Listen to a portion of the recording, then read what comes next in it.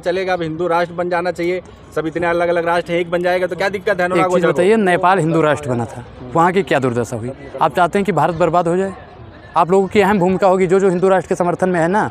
अगर हिंदू राष्ट्र बनने के बाद भी हिंदू बर्बाद हो गया तो सबसे अहम भूमिका आप लोगों की रहेगी। राष्ट्र बनने के बाद हिंदू भारत आबाद होगा, आबाद होगा, तरक्की होगी। भारत की तरक्की रुकी हुई है क्या भैया? अगर हिंदू राष्ट्र से तरक्की होती है तो आप बनाइए। अरे हिंदू राष्ट्र बनने से अगर आदिवासी महिलाओं को उनका अधिकार मिल जाता है तो आप हिंदू राष्ट्र बनाइए। अगर हिंदू राष्ट्र बन जाने से आप लोगों के हाथ में माइक रुकता है तो आप हिंदू राष्ट्र बनाइए। अगर हिंदू राष्ट्र बन जाने से मुसलमानों को टोपी पहनने पर मारा जाएगा तो आप मतलब उस नहीं मारा जाएगा ना, तो आप उसको बना दीजिए, हिंदू राष्ट्र बना दीजिए मुसलमान को। अगर सुनिए, मुसलमान सुरक्षित है, यहाँ खतरे में है, हिंदू खतरे में है। जब सर एक चीज़ बताइए, जब यहाँ पे मुगलों ने राज किया तब हिंदू खतरे में नहीं था, अंग्रेजों ने राज किया तब हिंदू खतरे में नहीं था, जब यहाँ पे कांग्रेस ने राज किया तब हिंदू खतरे में नहीं था। आज तो देश के संवैधानिक पद पर बैठा हुआ हर एक नागरिक हिंदू है और कट्टर सनातनी अपने आप को कह रहा है, फिर भी हिंदू खतरे में है। तो ये एक मौलाना को प्रधानमंत्री बना दो, हिंदू खतरे में नहीं रहेगा। मौलाना बनेगा इस देश का प्रधानमंत्री? भाई जब हिंदू खतरे में है, कौन से मौलाना को बनाओगे? मैं क्या कह रहा हूँ, हिंदू खतरे में तो किसी मुसलमान को ही प्रधानमंत्री बनना पड़ेगा ना, तभी तो मुसलमान खतरे में जाएगा। क्योंकि मुसलमान को खतरे में डालने के लिए साहब ने जिम्मेदारी ले रखी है। अब मुसलमानों को खतरे में डालने का एक ही चारा है कि किसी मुसलमान को प्रधाधानमंत्री बना दो। डर गया, इसलिए आवाज भी धीमी निकल रही है आजकल। अच्छा, काहे लिए डर गए भैया? धीरे बोल रहे हैं। हाँ। सुनाई नहीं दे रहा आप लोगों को? किस मुसलमान को प्रधानमंत्री बनाएंगे? मैंने क्या कहा कि कोई भी बन जाए, मैं मुसलमान को खतरे में डाल दूँ। वैसे को बनाएंगे। अच्छा, बाबा कह रहे हैं कि विरोधियों की हम चटनी बनाते रहेंगे, जो हिंदू राष्ट्र विरोधियों की वो चटनी बनाते रहे। तो पहले भैया चटनी बना दें अपने उन्हीं लोगों की जो कहते हैं कि मतलब जैसा कि पापा का मैंने एक इंटरव्यू देखा, उसमें कह रहे हैं कि हमारा देश संविधान से चलता है, ये देश संविधान राष्ट्रीय रहेगा। तो क्या वो उनके जैसा कि पापा को चटनी बनाने के लिए बोल रहे हैं? ये बाबा अपमान कर रहे हैं हमारे गृह मंत्री जी का। प्रधानमंत्री जी से पूछो देश किससे चलता है? देश जी संविधान से चलता है। संविधान में हिंदू राष्ट्र के लिए कोई जगह ही नहीं है। और बाबा साहब ने कहा था कि जिस दिन ये देश हिंदू राष्ट्र बन गया, देश नरक की। कैसे सनातनी मुसलमान को प्रधानमंत्री बनाने चल दिए? मैं क्या कह रहा हूँ कि भाई मैं सनातनी हिंदू हूँ, अगर मैं खतरे में हूँ, वैसे मैं तो खतरे में नहीं हूँ, सरकारी हिंदू खतरे में है, तो उनको खतरे से निकालने के लिए सरकारी हिंदू किसको बोल देते हैं आप लोग? जो भारतीय जनता पार्टी की दलाली करते हैं। सुनिए, आप नकली हिंदू हैं, इसका मतलब? मैं भाई विरोध कर रहे हैं। मैं सनातनी हिंदू हूँ। सनातनी हिंदू का मतलब होता है जो सत्य के राह पे चले। सनातनी हिंदू का मतलब होता है जो सच्चाई बयां करे। सनातनी हिंदू का मतलब होता है कि जो सामने वाला कितना भी ताकतवर क्यों ना हो, उसकी जिह्वा पकड़ के खींच ले, वो होता है सनातनी हिंदू। हिंदू वो है जो बीजेपी को वोट करता है? नहीं नहीं, ये सब फर्जी हिंदू हैं, वो नकली हिंदू। राष्ट्रवादी है जो बीजेपी की तरफ वोट करता है। अच्छा, एक चीज़ बताइए कि 34-35% वोट भाजपा को मिलता है, ठीक? तो क्या मतलब और 74-75% मतलब जो 64-65% लोग हैं वो सनातन, वो मतलब राष्ट्रवादी नहीं है? आप राष्ट्रवाद पे सवाल मत उठाइए पत्रकार महोदय।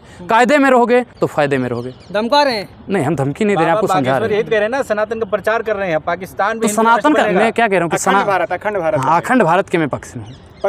अखंड भारत बनना चाहिए। पाकिस्तान के भी मुसलमान आ जाएं, अफगानिस्तान के भी आ जाएं, चीन, भूटान, जितने भी देश है सबके मुसलमान आ जाएं। मुसलमानों से प्यार क्यों है आप? मुसलमानों से इतना प्यार क्यों दिखा रहे हैं? मैं एक चीज़ बताता हूँ, आप अशफाक उल्लाह खान को पढ़ो, वो मुसलमान थे। हैं, बहादुर शाह जफर को पढ़ो, हैं, अब्दुल कलाम को पढ़ो, पढ़िए भैया, काहे नहीं पढ़ते हो? उन्होंने कहा था कि गाजियों में बू रहेगी जब तलक ईमान की, तख्त लंदन तक चलेगी तेग हिंदुस्तान की। बहादुर शाह जफर तो मुगल थे, मुगल आक्रांता है। प्रमाण पत्र तो मुसलमान ही थे तो मुसलमान ही। भारतीय जनता पार्टी वाले तो उनको मुसलमान ही कह रहे हैं ना। औरंगजेब कौन था? मुसलमान था जी। बाबर कौन था जी? अरे ये तो आपको पता है ना, आक्रांता था। भाजपा वाले को थोड़ी ना पता है। टेक कर दीजिएगा ताकि उनको भी पता चल जाए आक्रांता है, ये भी अखंड भारत की शुरुआत हो चुकी है। तो मैं क्या कह रहा हूँ, मैं उसके पक्ष में हूँ। अखंड भारत बनना चाहिए, अखंड भारत बनना चाहिए। बिल्कुल। मोदी जी अच्छा काम कर रहे हैं। नहीं, मैंने मोदी जी का नाम नहीं लिया। मैं तो पहले भी बोल चुका हूँ कि अखंड भारत बनना चाहिए। हो सकता है मोदी जी के कान में वो बात मेरी पहुँच गई हो, इसलिए वो अखंड भारत बनाने की सहमति जताई। अखंड भारत जो है तभी संभव होगा जब हिंदू राष्ट्र बनेगा। नहीं नहीं, ऐसी बात नहीं है। हिंदू राष्ट्र नहीं बनेगा ये देश कभी भी, और हिंदू राष्ट्र अगर बनेगा तो ये देश का मटिया मेट हो जाएगा। जो लोग बनाना चाहते हैं उनसे क्या कहना चाहेंगे? नहीं, वो लोग मतलब पगला गए हैं। जैसे होता नहीं, राशन में मोदी जी ने कुछ खिला दिया होगा। बाबा बागेश्वर पगला गए हैं आपके साथ? मैंने उनको कुछ बोला ही नहीं। अरे तो इन पे मैंने नाम नहीं दिया। इन पे देशद्रोह का मुकदमा होना चाहिए कि नहीं होना चाहिए? किन पे? जो हिंदू भाई जो भी देश विरोधी गतिविधियां करता हो, कोई भी हो। अभी कोई आज एक मौलाना पाकिस्तान कहेगी कि मुस्लिम राष्ट्र बना दो, कोई सरदार भाई कहेगा कि इसे सिख राष्ट्र बना दो, खालिस्तान बना दो। अब कोई अरब पिछड़े वर्ग का दलित है या फिर वो कहेंगे दूसरा राष्ट्र बना दो। तो ये मतलब देश को देश रहने दो, उसे बांटो मत। 2024 में भारतीय जनता पार्टी आ रही है कि नहीं आ रही? मोदी जी फिर से प्रधानमंत्री? नहीं, बिल्कुल नहीं, बिल्कुल नहीं। मोदी मैजिक खत्म। अरे मोदी ने तो पत्रकार महोदय, आप मोदी नहीं तो देश की 135 करोड़ जनसंख्या है, 135 करोड़ जनसंख्या नहीं तो 543 सांसद। क्या आप भी अपना नाम पेश कर रहे हैं क्या? भाई मैं 135 करोड़ जनसंख्या में नहीं हूँ क्या? आप भी होंगे प्रधानमंत्री? भाई बिल्कुल, मैं क्या कह रहा हूँ कि आने वाले समय में आप भी बन सकते हो, ये भैया भी बन सकते हैं, ये पत्रकार भी बन सकता है, वो पत्रकार भी, डंका सब बज बन। रहा है। भाई डंका बज रहा है, अच्छी बात है, लेकिन आरती विदेशों में किसकी उतारी जा रही है? 50% जनता की आज भी मांग यही है कि प्रधानमंत्री मोदी बने दोबारा। आएगा तो मोदी नहीं जाएगा, मोदी कैसे आ जाएगा भाई? एक अकेला सब पर भारी। एक अकेला एक चीज़ सब पर बताइए, भारी। संविधान में मैंने कुछ बहुत तो नहीं पढ़ा है, लेकिन मैंने थोड़ा बहुत पढ़ा है भाई संविधान। उसमें मैंने जो भी पढ़ा है उसमें कहीं नहीं लिखा हुआ है कि 50 साल तक प्रधानमंत्री का पद होता है। पत्रकार महोदय आपने भी अगर पढ़ा होगा तो 5 साल का पद होता है जो बाबा साहब ने नियुक्त किया। सर शांत रहे, कहाँ पे बन रही है? वही कॉलेज देख व्हाट्सएप यूनिवर्सिटी है। वडनगर यार, वडनगर में बन रहा है उनका। अच्छा, व्हाट्सएप यूनिवर्सिटी का नाम वडनगर कर दिया, बहुत दिमागदार है। यूनिवर्सिटी जो बन रही, जो जिसका सपना हुआ था, 100 करोड़ पास भी हो गए थे सरकार की तरफ से। एलबीएस, वो क्या नाम है उसका, बीएसएनएल बेच के तुम जियो का ले धन पर का प्रचार कर रहे कांग्रेस हो। मुक्त हो रहा है कि नहीं? भारत भाजपा मुक्त भारत बन जाएगा। 400 से ज्यादा सीट आएगी उसकी, बोल रहे हैं वो। दिन में सपने देखना बंद कर दीजिए पत्रकार महोदय, 500 रुपए आपके खाते में तब भी आएंगे, अगर नहीं देखोगे सपने तब भी। 18 घंटे मेहनत कर रहे हैं राहुल गांधी की। जरा देश के लिए कितने घंटे काम करते हैं? अगर थोड़ी चले जा रहे हैं देश के लिए कितने घंटे काम करते हैं? देश के 18 घंटे। 18 घंटे अगर वो देश के लिए 8 घंटे भी काम करते हैं ना, 8 मिनट भी काम करते हैं तो 9 साल में देश बेमिसाल बन जाएगा। मोदी जी का परिवार थोड़ी भ्रष्टाचार थोड़ी कर रहे हैं, हैं? भ्रष्टाचार थोड़ी। मोदी जी, मैं भी सहमत हूँ, मोदी जी भ्रष्टाचार जमीन पे नहीं, अब आसमान पे।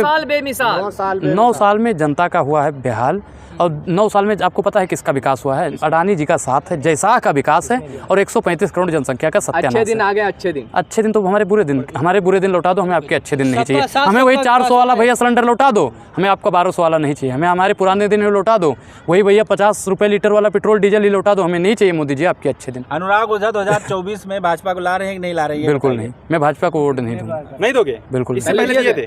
इससे पहले दिया ही नहीं था भाई, वोट ही नहीं था। आपकी बार है, घर वाले दिए होंगे? नहीं, घर वाले भी भाजपा को वोट नहीं देंगे भैया। क्या आपको लगता है कि आपके कहने से लोग आपकी बात मान लेंगे? भाई मेरे लोग सुनते हैं, मानते भी हैं। तो फिर कहेंगे कि अनुराग ओझा हिंदू विरोधी हो गए। मैंने कुछ बोला? मैंने हिंदुओं के विरोध में कभी बोला? एक भी वीडियो दिखा दो जो हिंदुओं के विरोध में हो। तो फिर भाजपा का विरोध कर रहे हैं ना? जेल क्यों गए थे? जेल लश्कर भी तुम्हारा है, सरदार भी तुम्हारा है, तुम सच को झूठ लिख दो, अखबार भी तुम्हारा है, तो कुछ भी लिख सकते हो ना। मैं देश की क्रांति के लिए लड़ रहा हूं। क्यों डरेंगे भैया? डर गए हैं अब। मेरा शब्द सुमन अर्पित ना होगा दिल्ली के दरबारों में, मेरी जीवा चाहे खड़े खड़े कट जाए दिल्ली के बाजारों में, भैया जीवा काट लोगे ना। अनुराग डरने वाला नहीं, विरोध खत्म नहीं होगा। मोदी का विरोध नहीं, उनकी नीतियों का विरोध करता। पलटने का डर था आपको? गाड़ी पलटने का डर था? अब आप लोग फोन कर देते तो गाड़ी भी पलट जाती है। आप फोन करके बता दीजिए ना कि अगली बार ले जाए तो गाड़ी पलट दे। गाड़ी कैसे पलटेगी भैया? अब्दुल थोड़ी हैं। चलो अच्छा अनुराग, कैसे सरकार बन जाएगी? भागवत कह रहे हैं कि इस्लाम जो है मुसलमान ही हिंदुस्तान में सुरक्षित है सबसे ज्यादा। तो वो तो मैंने भी बोला है, इसीलिए तो मैं मुसलमानों का समर्थन